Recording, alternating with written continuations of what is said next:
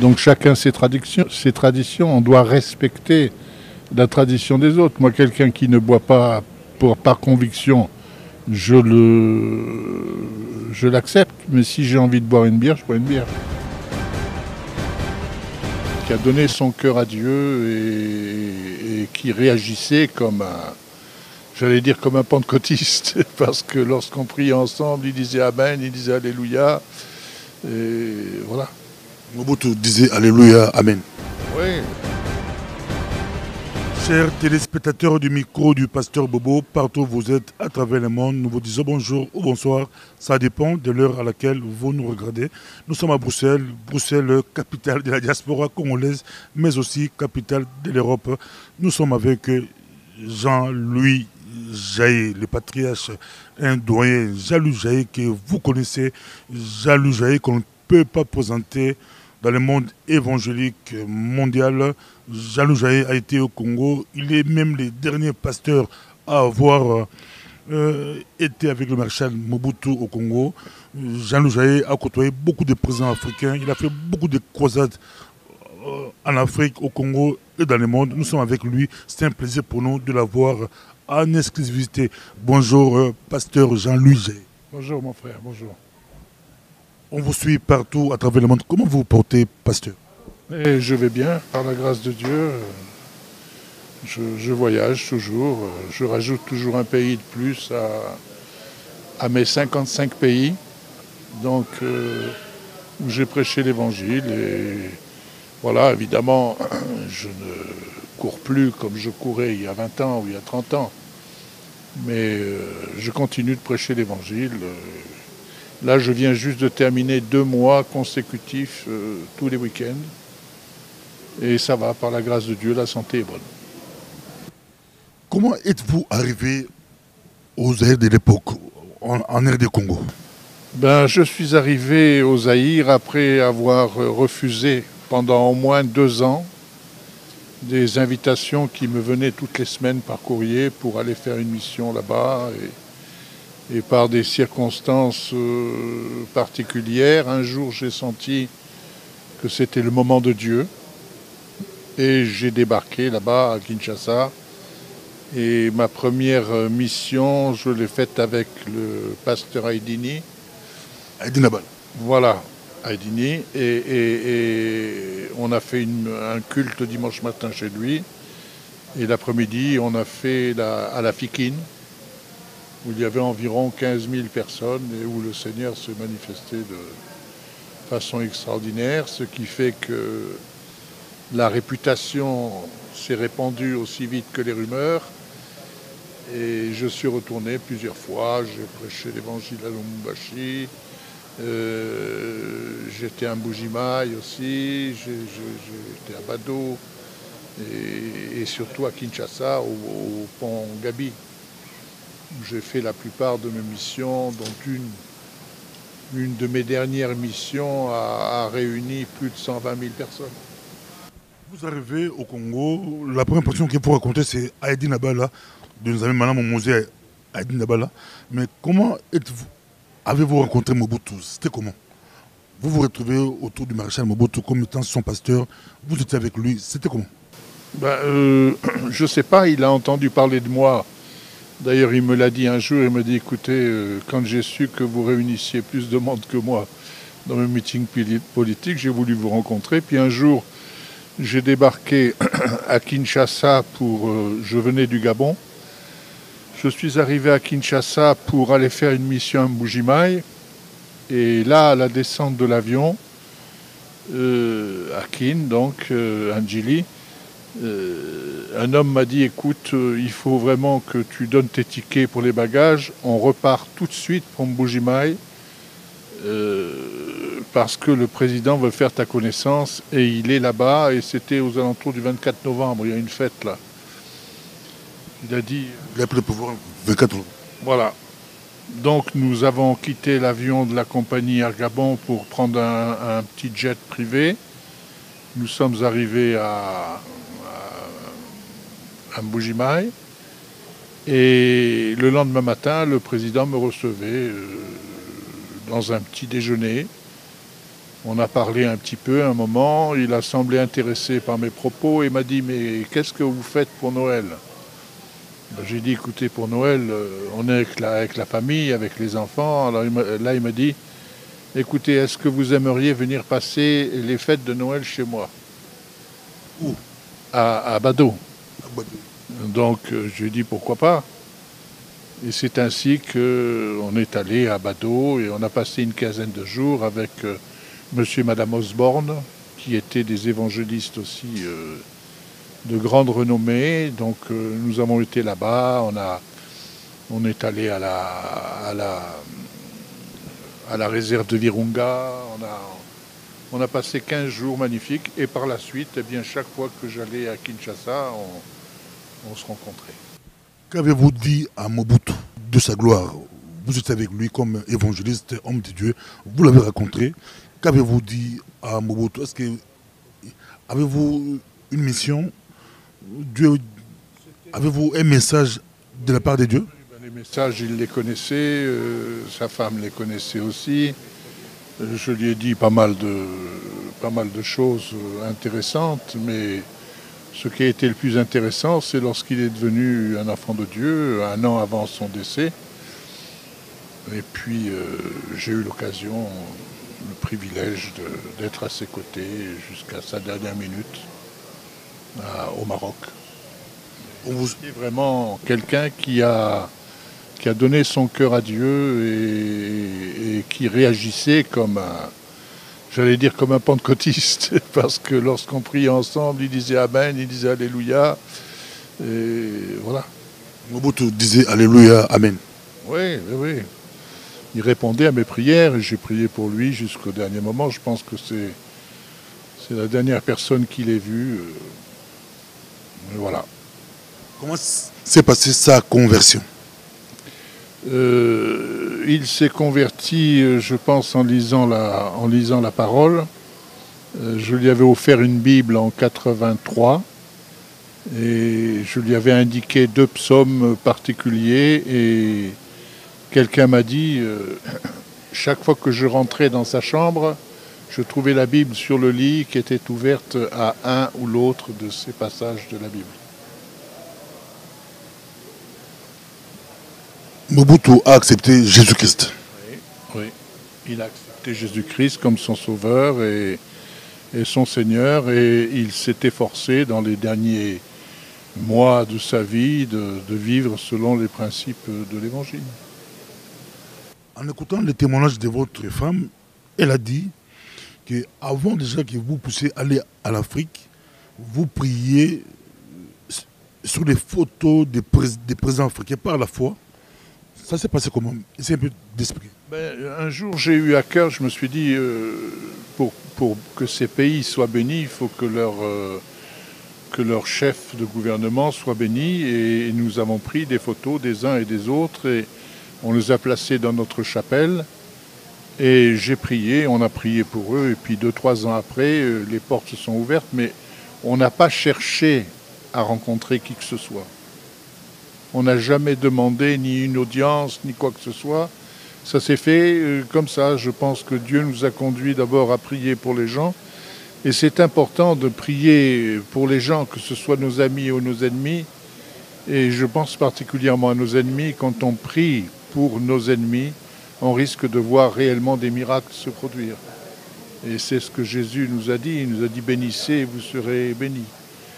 Donc là, on avait pris ces photos des pays où j'allais annoncer l'Évangile régulièrement, mais sans aucune arrière-pensée, sinon qu'un jour il rencontre le Seigneur comme il voudrait, où il voudrait, voilà. Mais bon, on a été conduits, on a été dirigés comme ça, et on a rencontré plusieurs chefs de l'État. Qui par exemple? Ah ben, j'ai rencontré le président Dako. Président Dako en Centrafrique, qui était un chrétien très très convaincu. Et lorsqu'il m'invitait chez lui, il invitait aussi des gens à venir et on faisait une réunion de prière. Et je pense que vous connaissez les traditions pentecôtistes ou charismatiques, mais on priait pour que les gens reçoivent le baptême dans le Saint-Esprit. Et là, il recevait le baptême dans le Saint-Esprit. Plus tard, le président Bokassa a rendu un témoignage en disant « Mais vous savez, voilà, maintenant je fais de la prison. » Il avait fait, je crois, 7 ans de prison. Quand il est sorti de prison, il dit « J'ai vraiment rencontré le Seigneur. Et c'est grâce à des hommes comme, il a cité mon nom, parce que son avocat, qui était un chrétien, lui a amené mes cassettes. » Alors il écoutait mes cassettes. Et c'est ainsi que j'ai rencontré plusieurs fois le président Bongo aussi. Voilà. Le président Sassou aussi, j'ai été reçu chez lui. Et je l'ai rencontré ensuite à Libreville, je l'ai rencontré à Paris. Voilà. Mais bon, je ne peux pas dire que ça a eu un effet direct comme celui dont nous parlions tout à l'heure. Ça raconte que ce président aimait beaucoup des fétiches. D'autres sont des formations. C'était comment par rapport à... Quand vous leur avez parlé de Jésus-Christ, ils étaient prêts à abandonner leurs fétiches, Moi, je ne leur demande pas de faire le ménage dans leur vie. Je leur parle simplement du Seigneur et lorsqu'ils reçoivent le Seigneur dans leur cœur, dans leur vie, ils savent ce qu'ils ont à faire. Et puis la plupart du temps, ça se fait. Parce qu'on ne peut pas servir de Seigneur, on ne peut pas faire deux choses à la fois. C'est que pastoral Mobutu s'est confessé à vous. Pardon? La confession Mobutu... Il y a des choses que je garde pour moi. Voilà, je ne peux pas vous en dire plus. On a développé une relation d'amitié pendant des années, et puis voilà. Vous êtes la dernière personne à pouvoir voir Mobutu vivant, si je me trompe. Oui. C'était comment? C'était comme quelqu'un qui est en train de mourir, quoi. On était là-bas, on priait pour lui, pour sa guérison, mais bon, les médecins qui étaient autour de lui n'étaient pas aussi optimistes que nous, mais bon, on a cru jusqu'au bout que Dieu était capable de faire un miracle, et puis le Seigneur a... Vous avez fait beaucoup de campagnes. Parlons un peu du Congo spirituel, du Congo des églises. Quelle impression avez-vous quand vous voyez aujourd'hui en Europe les églises congolaises? Vous avez aussi rencontré beaucoup de pasteurs, côtoyé beaucoup de pasteurs congolais en Europe. Oui, ben écoutez, là je peux avoir qu'une idée extérieure du Congo. Je sais qu'il demeure des églises qui sont fidèles à l'enseignement de la parole. Et en fait c'est ça, mais malheureusement, aujourd'hui au Congo et ailleurs, il y a beaucoup de gens qui sont autoproclamés. Ils ouvrent une église comme on ouvrirait une supérette, histoire de tondre un peu les brebis. Il y a une profusion également de prophètes. Alors je ne sais pas à moi de dire si ce sont des vrais ou des faux prophètes, mais j'étais dernièrement dans une église ici à Bruxelles, une grande église avec un grand pasteur. Et l'église était pleine aux 2/3. Donc il y avait... C'est une église de 700-800 personnes. Et le pasteur s'excusait presque, il me dit, écoute, il dit, j'aurais pas dû annoncer que tu étais missionnaire. Si j'avais annoncé que tu étais prophète, l'église aurait été pleine. Parce que les gens qui n'arrivent pas à décider de leur avenir ont besoin d'avoir quelqu'un qui leur dise des prophéties. Et en général, ce n'est pas des mauvaises prophéties. Parce que si c'est des mauvaises prophéties, on s'éloigne d'une source éventuelle d'argent. Il faut pouvoir prophétiser des bonnes choses. Alors, quoi vous dire sinon que, très sincèrement, à mon avis, il y a eu une grande dégradation. Une grande dégradation dans les églises, notamment évangéliques, avec des gens qui font du n'importe quoi. Mais bon, il y a aussi des églises qui marchent, des églises qui sont appuyées sur la parole, et c'est avec celle-ci que je travaille. Quels sont les pasteurs congolais qui vous ont le plus marqué tout au long de votre ministère? Oh, je ne peux pas dire qu'il y en ait qui m'aient marqué, parce que je me démarque un peu de leur doctrine. Mais bon, parmi les pasteurs, il y en a un que je connais parfaitement et que je considère un peu comme mon fils, c'est Albert Claquenza, qui est un garçon qui est resté fidèle à la mission et fidèle à la parole que j'ai annoncée. Mais sinon, bon, les autres, je ne les connais pas. Je ne les connais pas, très peu. Ni à l'extérieur, ni à l'intérieur. Non, non, bon, je travaille avec quelques pasteurs sur la région parisienne. Et puis bon, je vais très très souvent dans des églises congolaises, mais bon, je ne peux pas dire qu'il y ait quelque chose de marquant. Votre parcours, comment Dieu vous appelez, c'était comment à vous, votre parcours? Mon parcours, il a commencé en 70 et bon, il terminera un de ces jours. Mais j'ai fait beaucoup de choses. Et j'ai voyagé dans 55 pays. Dans 55 pays où j'ai prêché l'évangile. Parce que sinon, j'ai visité 90 pays. Mais même à l'heure actuelle, je suis connu un peu partout. Et je prêche, c'est tout ce que je fais. Je monte sur l'estrade et je prêche. Votre conversion, ça s'est passé comment? Ah, ma conversion. Ma conversion s'est passée, un jour j'étais dans la cuisine chez mes parents, un samedi après-midi, et puis j'étais catholique à l'époque, enfin catholique non pratiquant, et j'ai eu l'impression que le Seigneur me parlait, et moi j'avais fait un pacte personnel. Je m'étais dit, voilà, j'ai 17 ans, j'espère vivre au-delà de 60 ans, mais jusqu'à 60 ans, je veux faire ce que je veux de ma vie. Et après 60 ans, j'irai à la messe 2 fois par jour, histoire de me préparer pour le ciel, comme on avait cette notion du ciel et de l'enfer qui était profondément incrustée en nous par les traditions. Et là, le Seigneur m'a parlé et m'a dit, mais tu attends 60 ans, pourquoi? Tu sais que tu peux être sauvé gratuitement. J'ai porté tes péchés et tes maladies il y a 2000 ans. Il y a 2000 ans déjà que ton salut a été programmé. Pourquoi est-ce que tu attends 60 ans? Et là, je peux dire que mes yeux se sont ouverts.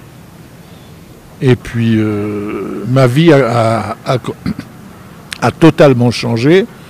J'étais un jeune homme de 17 ans qui aimait bien la vie, qui aimait bien faire tout ce qu'un garçon de 17 ans fait. Et je peux dire que là, j'ai rencontré le Seigneur et ma vie a totalement changé. Je me promenais avec mon Nouveau Testament sur moi, je lisais la Bible tous les jours, je priais, j'ai commencé de m'intéresser à la jeunesse et notamment à la jeunesse de notre Église. Mais 2 mois après ma conversion, j'ai entendu nettement le Seigneur me dire « Je veux qu'un jour tu sois missionnaire ». Et pour moi, la mission, c'était partir en Afrique.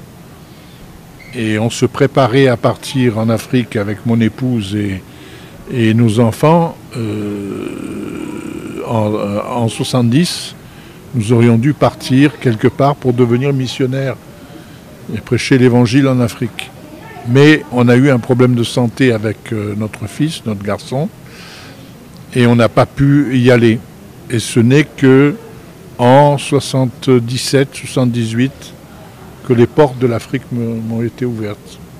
Elles sont toujours ouvertes. À l'heure actuelle, nous construisons des puits pour amener l'eau dans les villages au Togo. On est en train d'en construire un autre avec le pasteur Reynaud en Côte d'Ivoire. Et voilà, on est connu, on reçoit des témoignages quasiment tous les jours de ce que le Seigneur fait. Et dernièrement, je demandais à un de mes amis, je lui disais, mais écoute, tu veux que j'aille avec toi en Centrafrique pour rencontrer le président. Mais qui est-il? Mais il me dit, mais c'est ton petit-fils. Je dis, comment mon petit-fils? Il me dit, oui, c'est ton petit-fils. Il dit, parce que moi, c'est mon fils spirituel et moi, je suis ton fils spirituel. Alors il dit, c'est ton petit-fils. On a reçu des témoignages, on en reçoit encore pratiquement toutes les semaines. On rencontre des amis. Ah, mais moi, vous voyez cet homme-là qu'on a rencontré, je ne l'ai jamais vu. Mais il a écouté mes cassettes depuis l'âge de 3 ans. Son père priait chez vous? Oui, mais bon, ça, j'ai pas voulu le contrarier, mais j'ai jamais eu d'église à Paris. J'allais dans une église à Paris, mais je n'ai jamais eu d'église à Paris. Mais bon, voilà. On le suit, nous sommes avec... mais est-ce que Pasteur Jean Loujaye a beaucoup d'argent? Vous avez côtoyé beaucoup de présidents, les Bongo, les Mobutu, c'était des personnes très... On les connaît, ils étaient vraiment... Il avait la générosité. Est-ce que Pasteur Jean Loujaye a beaucoup d'argent? Un jour, ma femme a téléphoné à Paris au président, à la présidente, puis la présidente lui a passé le président. De quel pays? Pardon? Quel pays? Ah, on était en France. Et c'était le président de votre pays. Et elle lui a dit, écoutez, monsieur le président, alors il a dit, mais comment on ne se voit plus, tout ça? Il dit, mais écoutez, monsieur le président, on sait que quand vous êtes en voyage, vous êtes très très occupé. Il dit, mais vous savez que pour vous, il n'y a pas d'occupation. Vous venez chez nous quand vous voulez, chez vous. Parce que vous n'êtes pas comme les autres. Vous n'êtes pas de ceux qui demandent. Alors, je vais vous raconter une autre histoire. Je fréquentais un Congolais qui était très, très riche. Il s'était enrichi par le moyen d'actes de sorcellerie ou de je ne sais quoi. Et était très riche. Et il a acheté une concession de limousine en Angleterre. Il a confié ça à un membre de sa famille et le membre de sa famille n'a pas su faire tourner cette concession de limousine.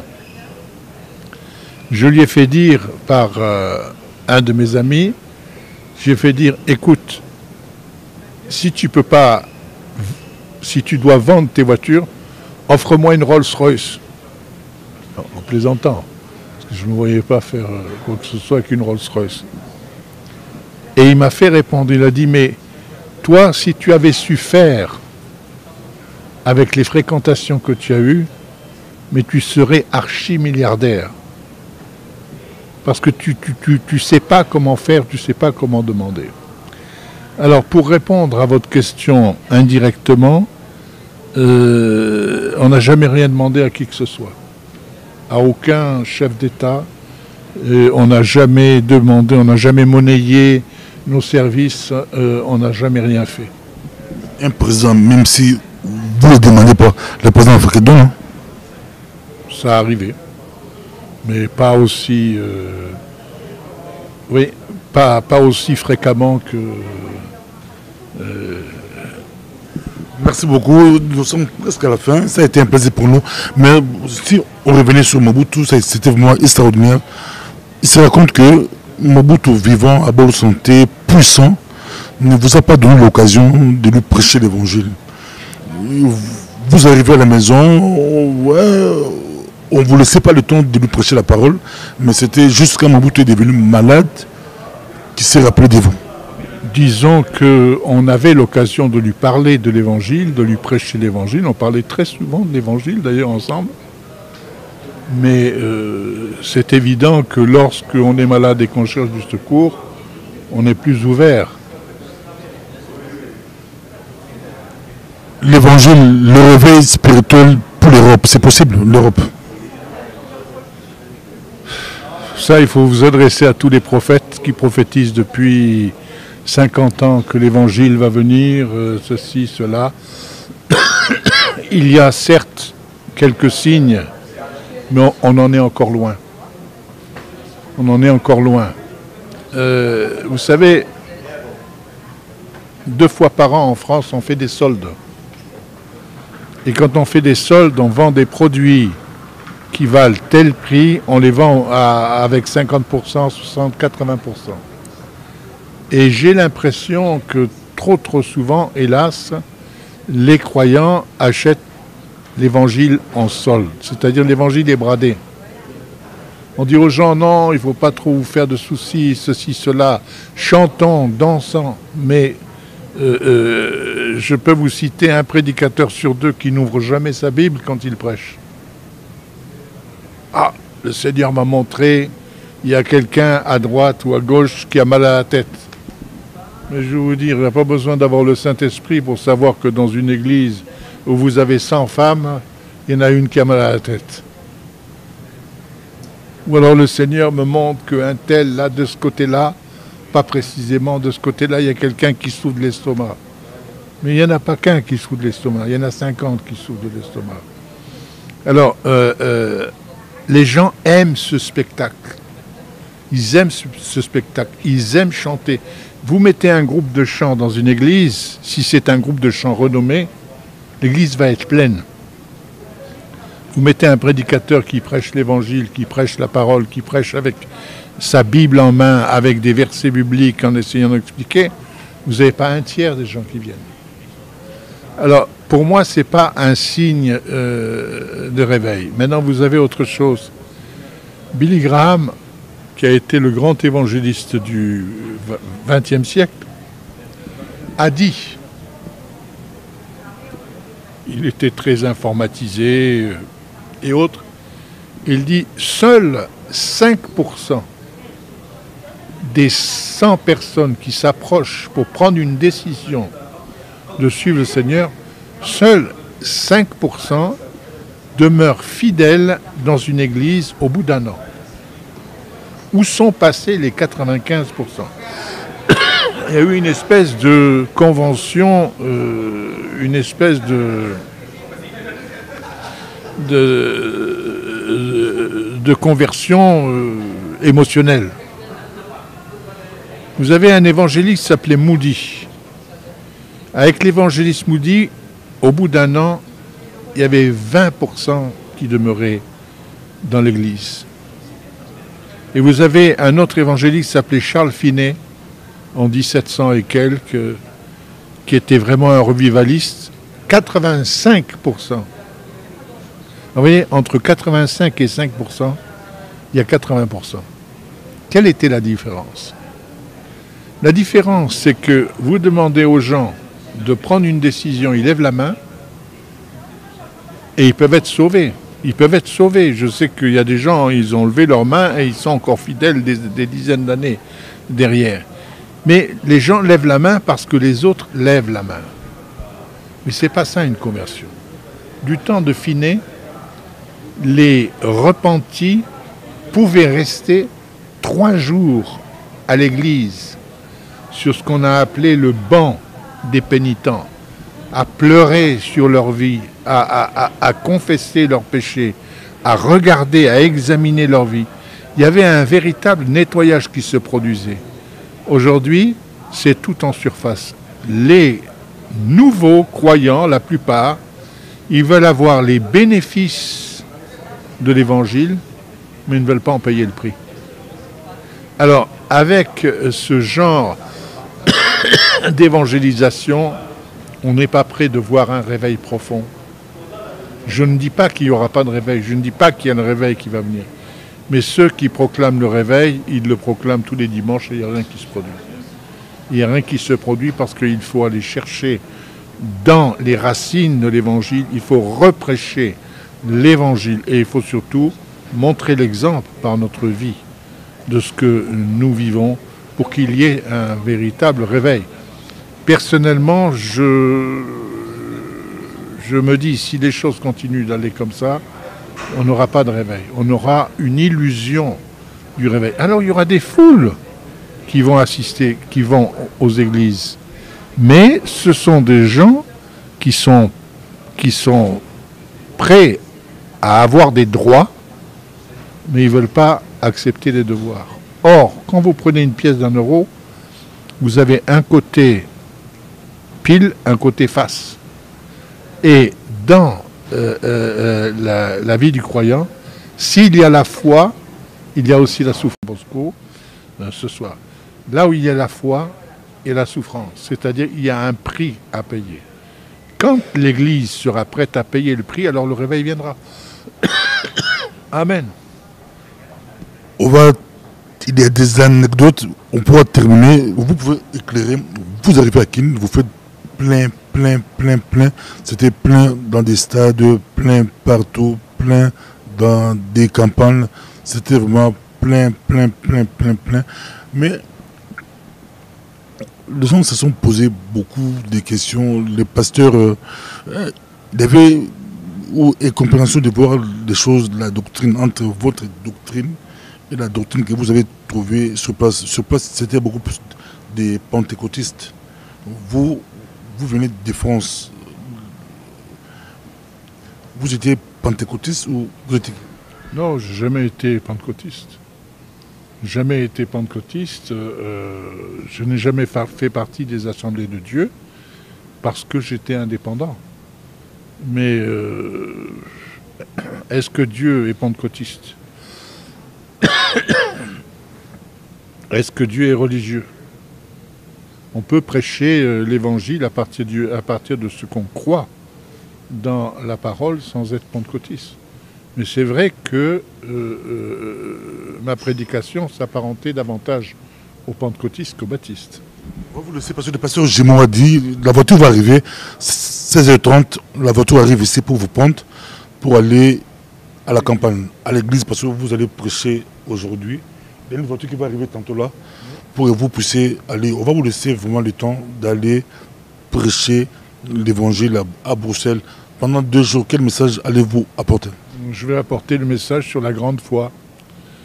Je vais parler de ce que c'est que la foi, de ce que c'est que l'obéissance.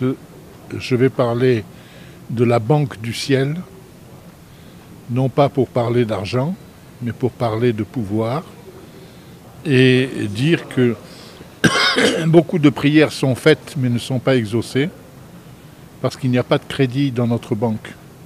Et pour avoir du crédit, il faut faire des actes d'obéissance. Et ce sont nos actes d'obéissance qui nous amènent la puissance. Ça a été un plaisir pour nous de vous avoir avec nous. Donc, on est très content d'avoir le pasteur Jean-Loup Jaé. Comme on l'a dit, à l'époque, les gens se sont posés beaucoup de questions au Congo, en Amérique. D'autres disaient, mais c'est un pasteur qui prêche avec puissance, avec des guérisons. Mais comment le pasteur français, vous, c'est plus facile de prendre une bière. Or, le pasteur congolais, c'était impossible. Il a eu beaucoup de compréhension. On ne comprenait pas beaucoup de miracles, beaucoup de guérisons. Mais vous pouvez prendre une bière sans problème. Vous, le pasteur français, mais le pasteur congolais ne touche même pas à une bouteille de bière. Pour eux, si vous touchez à une bouteille de Primus, vous allez aller tout droit à l'enfer. Eh bien, je vais alors, si j'étais jugé par les Congolais, j'irais probablement en enfer. Parce que je suis français. Vous avez rencontré ces problèmes au Congo à l'époque? Pardon? Vous avez rencontré ces problèmes à l'époque où pour vous c'était facile de prendre une bière et les Congolais c'était... Oui, ben, parce que je suis français. Donc chacun ses traditions, on doit respecter la tradition des autres. Moi, quelqu'un qui ne boit pas par conviction, je l'accepte. Mais si j'ai envie de boire une bière, je bois une bière. Ça me gêne pas. Devant le pasteur? Pardon? Devant le pasteur? Oui. Quand je vais manger au restaurant avec le pasteur, un jour j'étais avec un Américain. Les Américains ne boivent pas, soi-disant. Alors j'étais avec mon collaborateur, je lui dis fais attention, on va manger avec lui, mais il ne faut pas prendre d'alcool parce qu'eux, ils ne boivent pas d'alcool. Donc on prend un coca. Et lui, il prend un demi-litre de rosé. L'Américain. Prend un demi-litre de rosé. Il dit, mais comment? Il dit, vous les Français, vous ne buvez pas de vin? On lui dit, non, on ne boit pas de vin. On l'a vu se taper sa bouteille de rosé tout seul. Il a bu sa bouteille de rosé tout seul. J'étais à Berlin faire une mission, il y avait 1500 personnes qui étaient là. Et il y avait un vieil évangéliste qui a été le père spirituel de Coutinho, le révérend Masbach. Il était là. Il y avait tous les évangélistes d'Europe. On était là. À la fin de la réunion, on allait à l'hôtel, on s'installait quelque part et on buvait une bière ou deux, tous les serviteurs de Dieu. Et Masbach, qui connaissait bien les Américains, dit « Tu vois, les Américains, ils ont bu de l'eau minérale. Ils montent maintenant avec leurs femmes, ils vont déposer leurs femmes dans la chambre d'hôtel, ils vont redescendre, tu vas les voir boire du whisky au bar. » J'ai dit non, j'ai dit tu racontes des histoires. Il me dit attends et regarde. Effectivement, les prédicateurs américains amenaient leurs femmes dans la chambre, ils redescendaient, ils allaient au bar, ils se tapaient les whisky. Donc je comprends que quelqu'un qui n'a pas de modération dans sa vie, il vaut mieux qu'il ne touche pas un verre d'alcool. Je trouve que c'est bien, de boire de l'eau, c'est bien. Mais sinon, moi, je me gêne absolument pas, que je sois avec des pasteurs ou pas des pasteurs. Je suis français, je vis avec ma tradition. Merci beaucoup. J'en profite pour remercier pasteur Patrick Badibanga de l'Église des Messagers, pasteur Ali Chibaboua, Église des Messagers, Eric Itima, toute l'équipe de l'Église des Messagers, les frères et sœurs. Ça a été une surprise pour moi. C'était mon anniversaire. J'ai été surpris. Belle surprise. Que Dieu vous bénisse. C'est vraiment tout droit au cœur. Que Dieu vous bénisse. Merci beaucoup, homme de Dieu. On va vous accompagner chez les pasteurs jumeaux de Belgique, pasteur Jean Bosco. Il y a une campagne, une croisade. Et nous sommes là pour vous. Merci beaucoup. À la prochaine.